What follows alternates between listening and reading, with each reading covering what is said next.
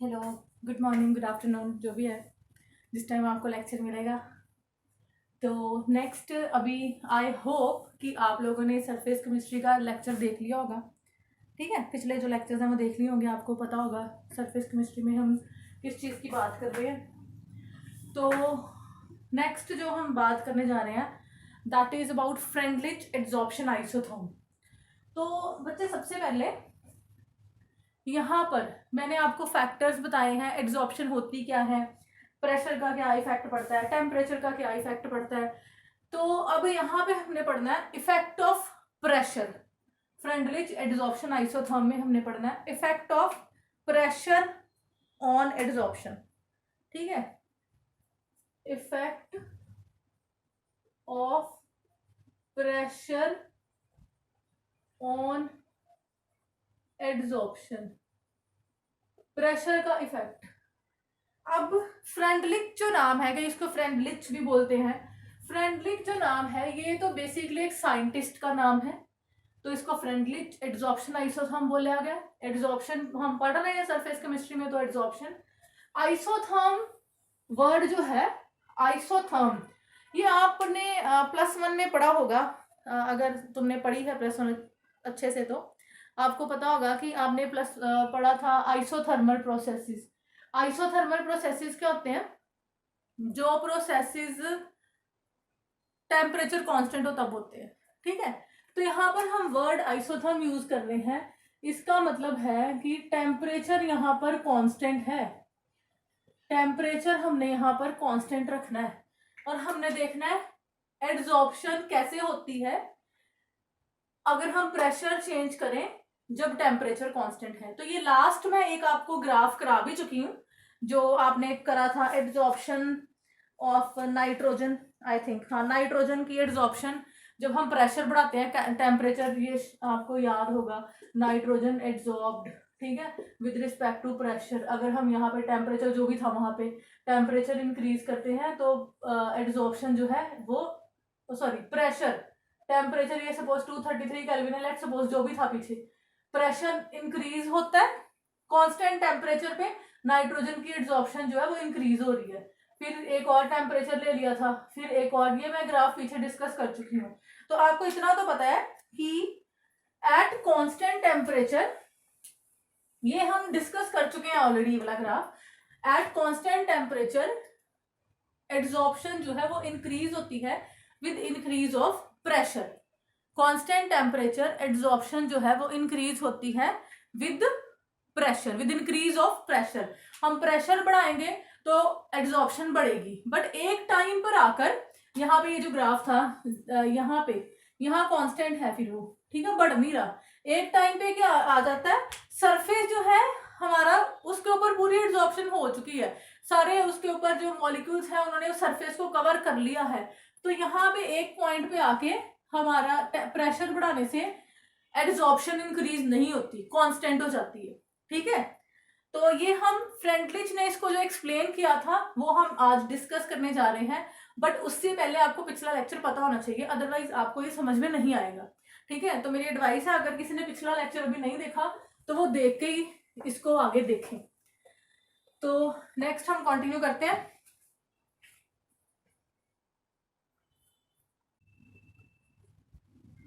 हाँ जी, हाँ जी, कुछ स्टूडेंट्स ने मुझे बोला था कि वॉइस आपकी नहीं आ रही है, तो लेट मी नो कि सबको नहीं आ रही होगी। मेरे फोन में तो जब मैं रिकॉर्डेड वीडियो दोबारा सुनती हूँ तो पूरी आवाज आ रही होती है। ठीक है, अब देखो, अब यहाँ मैंने लिख दिया जो मैंने बोला था, extent of adsorption. Extent of adsorption कि कितना जो है एड्सॉर्ब हो रहा है कोई सब्सटेंस, ठीक है, कितना एड्सॉर्बेट है जो एड्सॉर्बेंट के ऊपर एड्सॉर्ब हो रहा है, that is extent of adsorption on A given surface generally increases with increase in pressure. अगर हम गैसेस की बात कर रहे हैं तो हम प्रेशर की बात करते हैं, अगर हम सॉल्यूशंस की बात कर रहे हैं तो हम कंसंट्रेशन की बात करते हैं। तो उसने कहा कि एक्सटेंट ऑफ एड्सॉर्प्शन जो है वो जनरली इंक्रीज होता है अगर हम प्रेशर बढ़ा दें और या फिर हम टेम्परेचर बढ़ा दें, और सबसे इंपॉर्टेंट टर्म यहाँ पे हमने टेम्परेचर कांस्टेंट रखना है, एट कांस्टेंट टेम्परेचर। तो यहाँ पे एक्स जो है हमारा, एक्स जो है that is mass of adsorbate, mass of adsorbate, m है हमारा mass of adsorbent, right. x जो है that is mass of adsorbate, m है हमारे पास मास ऑफ एडजॉर्बेंट। तो यहाँ पे x बाय m क्या है, एक्सटेंट ऑफ एड्सॉर्प्शन, कितना x जो है वो m के ऊपर एड्सॉर्ब हो रहा है, इसको हम बोलते हैं mass adsorbed per gram of the adsorbent, mass adsorbed per gram of the adsorbent, mass adsorbed per gram of the adsorbent, कितना कितना एरिया कवर हो रहा है, ठीक है, कितना एड्सॉर्बेट है जो एड्सॉर्ब हो रहा है, ठीक है, ये इसको बोलते हैं एक्सटेंट ऑफ एड्सॉर्प्शन। अब फ्रेंडलिच ने जो ग्राफ दिया था, उसने ग्राफ दिया था x by m versus pressure at constant temperature. उसने जो ग्राफ दिया था एक्सटेंट ऑफ एड्सॉर्प्शन का क्या इफेक्ट है, प्रेशर बढ़ाने से क्या होता है, तो इसका जो ग्राफ है ये ऐसा आया था, कि मैं ऐसे ही ड्रॉ कर लो, तुम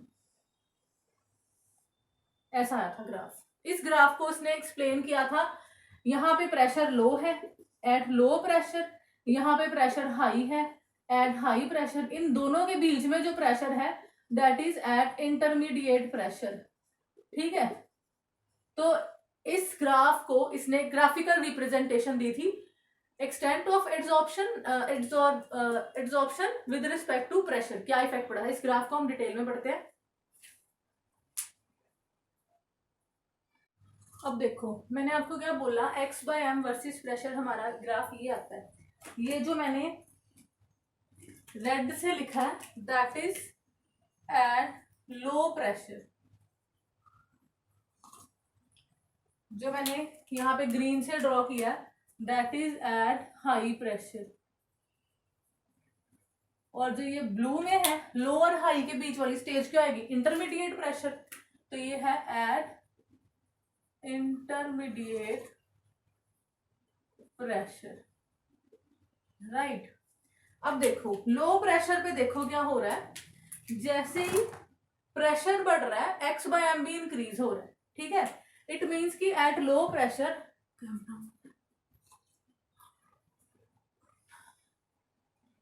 इट मीन्स कि at low pressure x by m is directly proportional to p, ठीक है, x by m directly pressure के ऊपर डिपेंड कर रहा है, तो x by m is equals to k into p, ठीक है। एट हाई प्रेशर, प्रेशर बढ़ा रहे हो बट कुछ नहीं हो रहा, कांस्टेंट है, तो मींस एट हाई प्रेशर जो x बाय m है that is independent of pressure, तो at high pressure x by m pressure के ऊपर डिपेंड नहीं कर रहा, at high pressure x by m is independent of pressure, ठीक है। तो यहां पर x by m is equals to k into 1, ठीक है। अब देखो इंटरमीडिएट जो प्रेशर है उसकी वैल्यू जो है, इसकी वैल्यू 1 है, सपोज 0 to 1 होएगी, जो इंटरमीडिएट प्रेशर है बीच में उसकी वैल्यू क्या होएगी 0 to 1, तो at intermediate pressure x by m is directly proportional to p की power 1 over n, n is any number 0 to 1 and any digit 0 to 1, ठीक है, 0.5 भी हो सकता है, 0.7 कुछ भी हो सकता है, तो यहां पर आ रहा है x by m is equals to k p की पावर 1 by n, राइट। अब देखो यहां पर ये कांस्टेंट हो रहा है, तो यहां पे ये जो प्रेशर है इसको हम बोल देते हैं PS, saturation PS, saturation pressure, yes saturation pressure. इसका मतलब क्या है कि यहाँ पर सैचुरेशन आ गई है, इसके आगे आप जितना मर्जी हाई प्रेशर लगाओ, यहाँ पर ये मेंशन करना जरूरी है एट कांस्टेंट टेम्परेचर, जितना मर्जी हाई प्रेशर लगाओ x बाय m जो है वो इंक्रीज नहीं होगा, जितना है उतना ही है। इसका मतलब क्या है कि अब एड्सॉर्प्शन होना बंद हो गई है, नो, एड्सॉर्प्शन जो प्रोसेस है वो इक्विलिब्रियम प्रोसेस है। इसका मतलब है कि ये सरफेस है तुम्हारा, इसके ऊपर ये मॉलिक्यूल्स लगे हुए हैं, ये सरफेस पूरा कवर है। अब जितने मॉलिक्यूल्स इससे उतर रहे हैं उतने ही मॉलिक्यूल्स, नए मॉलिक्यूल्स इसके ऊपर लग रहे हैं। तो ओवरऑल लग रहा है कि रिएक्शन नहीं, जैसा इक्विलिब्रियम में होता था, सपोज 2 मॉलिक्यूल्स उतर रहे हैं, 2 लग रहे हैं, ठीक है, ओवरऑल उतना ही है। तो यहाँ पर आके सैचुरेशन प्रेशर जो है, यहाँ पे इससे आगे जो है एक एड्सॉर्प्शन और डिसॉर्प्शन का इक्विलिब्रियम अटेन हो जाता है। जितना उतर रहा है उतना लग रहा है, जितना उतर रहा है उतना लग रहा है, ठीक है। तो हमें लगता है कि यहाँ पे x/m जो है ये कांस्टेंट हो गया।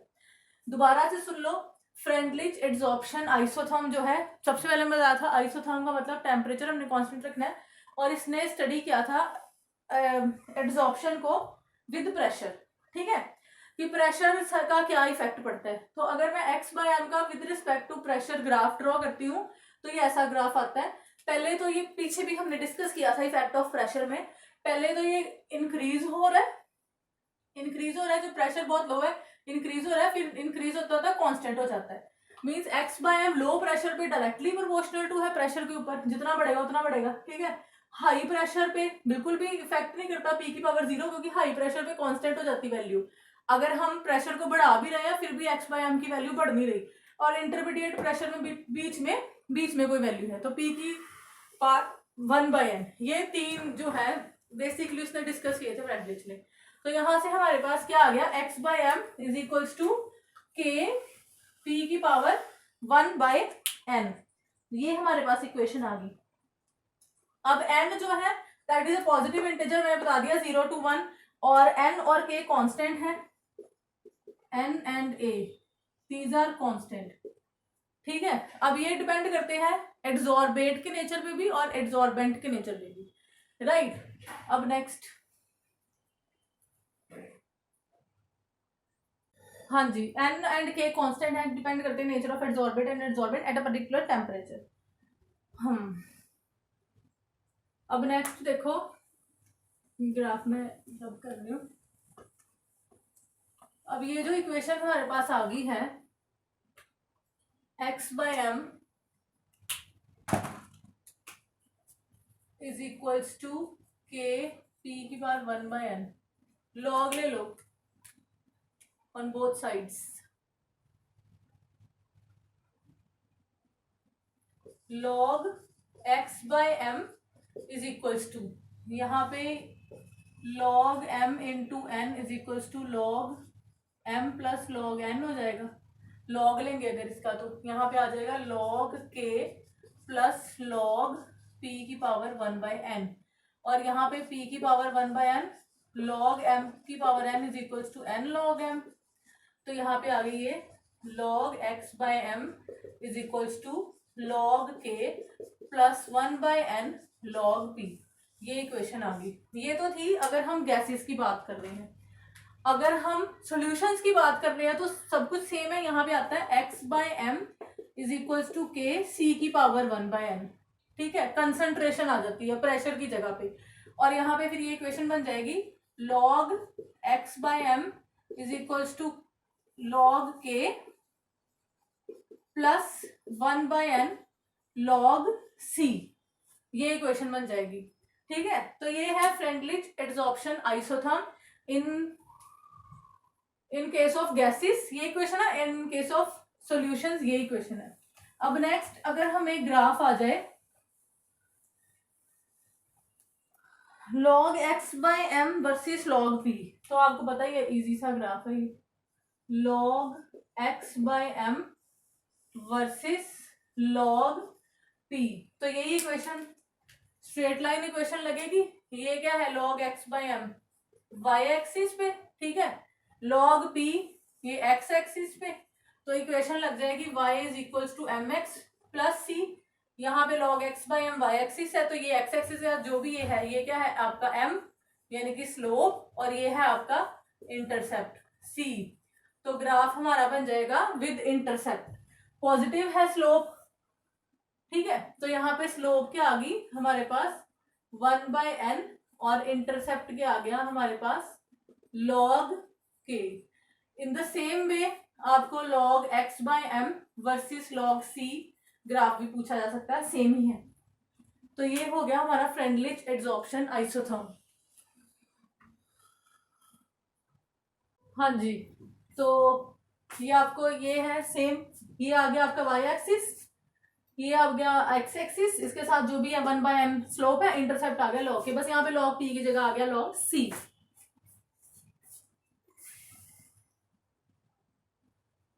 अब नेक्स्ट ये एक एप्लीकेशन है फ्रेंडलिच एड्सॉर्प्शन आइसोथर्म की, कि जब तुम एसिटिक एसिड को में चारकोल डालते हो, ठीक है, चारकोल डालते हो तो कुछ अमाउंट ऑफ एसिड जो है वो एड्सॉर्ब हो जाता है चारकोल के ऊपर। मैंने बताया था चारकोल जो है ये बहुत अच्छा एड्सॉर्बेंट है। तो ये इस एड्सॉर्प्शन की एक एग्जांपल है। तो ये है क्वेश्चन है 50 ml of 1 molar oxalic acid is shaken with 0.5 gram of would charcoal. 50 ml oxalic acid है, ठीक है, 1 मोलर, उसको शेक किया गया है with 0.5 gram of would charcoal के साथ। फाइनल सॉल्यूशन जो है एड्सॉर्प्शन के बाद 0.5 मोलर है ऑक्सैलिक एसिड का। कितना अमाउंट ऑक्सैलिक एसिड का एड्सॉर्ब हुआ पर ग्राम ऑफ चारकोल? तो सबसे पहले यहाँ 1 मोलर से ये 0.5, पर यहाँ पे हमने निकालना है कितना ऑक्सैलिक एसिड लिया गया था, ठीक है। यहाँ पे मोलैरिटी तुम्हें दी हुई है, तो यहाँ से तुम निकाल लोगे molarity, number of moles of solute over volume of solution in litres. तुमने निकालना क्या, given weight, number of moles क्या होता है, given weight upon molecular weight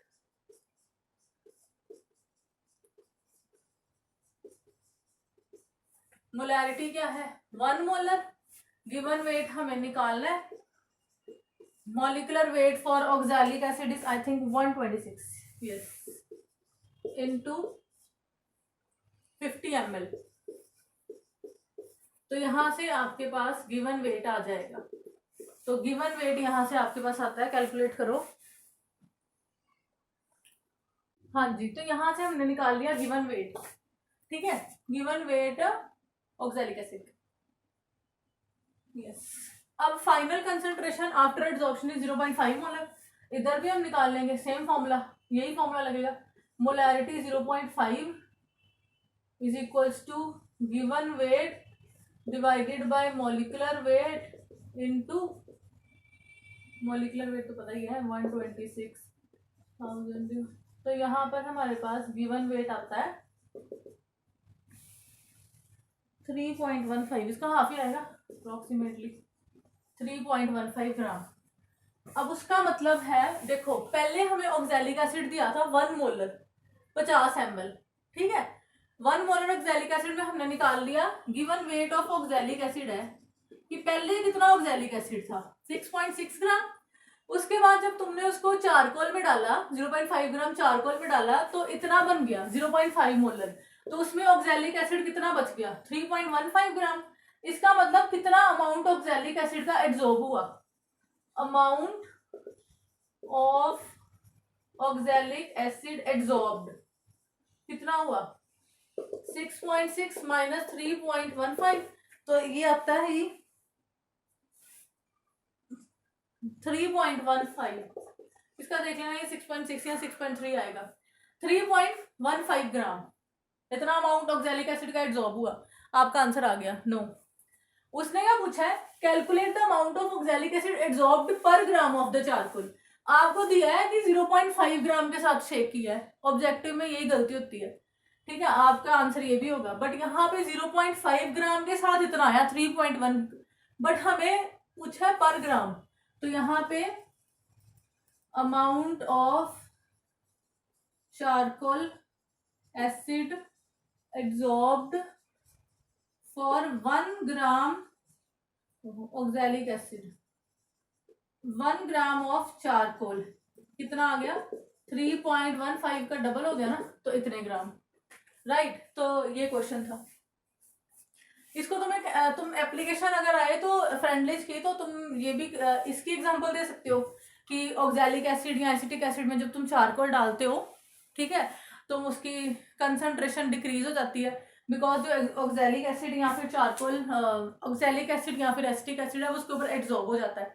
second example तुम दे सकते हो, कोई भी डाई है, मैंने पहले भी डिस्कस करी है ये एग्जाम्पल्स, कोई भी डाई है तो डाई में जब तुम चारकोल डाल देते हो तो उसका जो डाई का कलर है वो कम हो जाता है, ठीक है, कलर है उसका कम हो जाता है, बिकॉज जो डाई है वो एब्जॉर्ब हो जाती है चारकोल के ऊपर, ठीक है। तो ये सारी एग्जांपल्स हैं जो अगर आपसे एप्लीकेशन पूछी जाए तो उसमें आप ये मेंशन कर सकते हो।